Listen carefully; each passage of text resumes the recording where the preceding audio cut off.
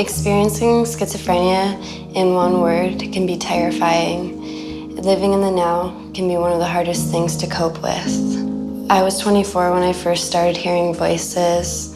Slowly, my friends and family drifted out of my life as I became addicted to marijuana and the illness started to show itself.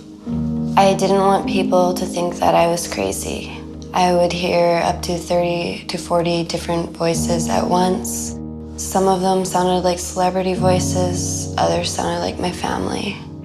The voices were fine to begin with, but then they started to torment me, saying things like, "You should die, you are dying, no one likes you, this world is false," and I became very scared.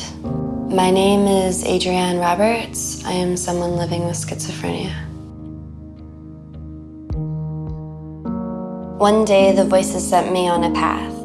By then, I was doing whatever the voices told me. And eventually, I arrived at my friend's backyard and I smashed one of their windows.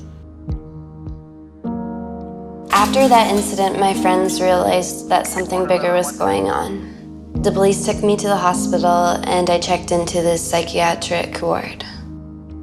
I stayed in the ward for 4 days. The doctor said I was exhibiting symptoms of schizophrenia. I didn't want to believe him. I was in denial that anything was wrong with me. During this period, I experienced a lot of symptoms: confusion, inability to focus, fear, voices in my head. I was lost in paranoia and delusion. I felt isolated, alone, like I didn't matter. My reality felt broken up, like tiny little blocks from a video game. The biggest difficulty was accepting that the voices were only in my mind, not others. 2 months later, I went to a local First Nations band to see a nurse. She referred me to a psychiatrist. Things started to improve slowly. Looking back, it would have been great if my family and support group had known about BCSS Strengthening Families Together program.